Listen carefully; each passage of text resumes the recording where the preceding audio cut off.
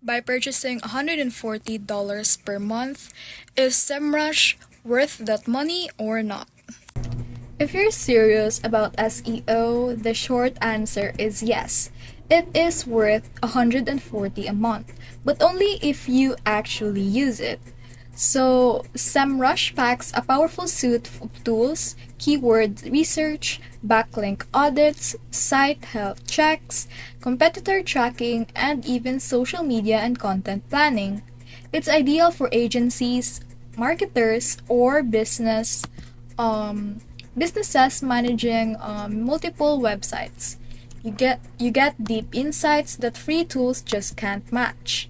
But if you're a solo blogger or just starting out, it might be overkill.